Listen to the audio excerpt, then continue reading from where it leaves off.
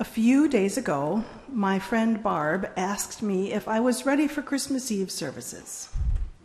Yep, I said, I'm all set, except I still have to write a homily. But I said, it won't take me too long, there's really nothing new to say. Yeah, she said, it's all been said before, don't work too hard at it.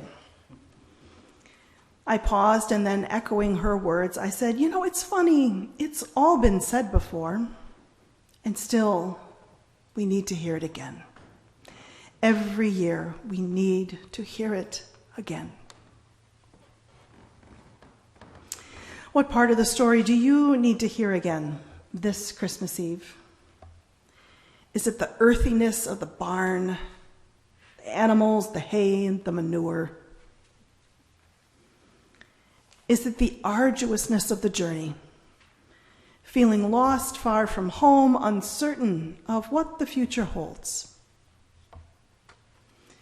Is it the routine of the shepherds, doing the usual stuff without any agenda, just keeping watch? What part of the story do you need to hear again this year? Is it the calming reassurance of the angel? Do not be afraid. Do not be afraid. Do not be afraid. Is it the ambivalence of Joseph, complying with the census, duty-bound to Mary, having to be the responsible one yet again? Is it the vulnerability of Mary, enduring the pain of childbirth, stepping into an unimaginable future with her baby and her God? What part of the story do you need to hear again this year? Is it the swaddling cloths, wrapped around the divine, feeling the pulse of God, moving with the rhythmic breath of the Holy One? My guess is that many of you could recite those verses from Luke, almost from memory. Because the story is so familiar, it takes effort to enter into the mystery and the strangeness and the surprise of God with us. And it takes effort to appreciate the earthy, up-close everydayness of God with us as well. In this story, we get the multitude of the heavenly host and the dusty manger. We get the glory of the Lord shining and the government collecting data. We get the shepherds who are terrified and Mary pondering. Christmas reveals yet again that God is a God of and, not a God of either or. And so at Christmas time, we honor old traditions and we create new ones. We can engage in sacred rituals and secular festivities. We can sing Joy to the World and Jingle Bells. We can dwell with the language of ancient text and listen to the language of new writings, new translations, new tellings of the story. We can give gifts and receive gifts. We can acknowledge the reality of suffering, oppression, and injustice, and still be people of hope, moral clarity, justice, and reconciliation. And we can have new insights into the birth of Jesus the Christ, and we can take comfort in our long-held beliefs. What matters most, I think, is that we keep telling the story and hearing the story and living the story of God, Christ, Spirit with us, past, present, future, without end.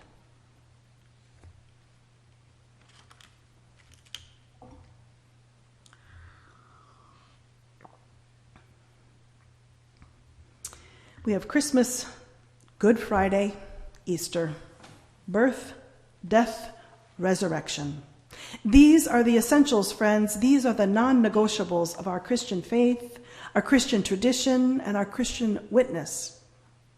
And the cycle starts with birth. The birth of Jesus is the moment when we pause to absorb the enormity of God, the enormity of God's presence being poured into a single human being, the enormity of God becoming embodied in Jesus so that we might receive love and so that we might love one another. And there it is. There it is. We receive love in order to be love. Each one of us and all of us together are part of the cosmic spiral of love. And so I ask you this Christmas and into the new year, how will you receive divine love? Are you ready to accept that gift? Are you ready for the sign? What might you need to do to receive such a gift? Unclench your fist? Hold out your hand? Take mine? And I ask you this Christmas and into the new year, how will you be love for someone else? For a family member, a friend, a neighbor, a student, a client, a coworker, a child, an elder, a stranger? How will you be love for people of color here in the Twin Cities? Or someone living with a mental illness or a physical disability? Or a person whose sexual orientation or gender identity is different than yours? Or someone dying, nearing death? And I ask you this Christmas and into the new year, how will you be love for yourself? Will you acknowledge your wounds and scars without judgment? Will you offer your skills and talents with humility? Will you explore your potential and your limitations with joyful, investigative curiosity? Will you give thanks for your individual beauty and your resilience with all your heart and soul and mind? Receiving God's love and being love to self and others, that is the ongoing spiral of the incarnation. And that is why the birth of Jesus is a touchstone we must return to year after year after year.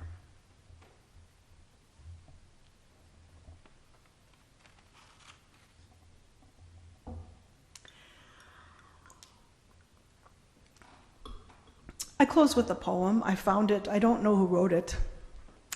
It is simply called Birth. Here then is the poem. Let us look at this holy day we celebrate each year in the middle of the cold and dark time, the gray and sleeping time. In the middle of the season of seeming death and dormancy, we sing down birth. In the midst of the season of twilight days, we sing down stars. In the chill and hollow days of winter, we sing down love. In the days of white and gray and black, we sing down red and green, spring colors, birth colors, flower colors, growth colors. Even in the cold and dark times, spring can appear, if only for a flash, if only for a 12th night, to remind us that the divine can spring up in unlikely places, in unlikely times.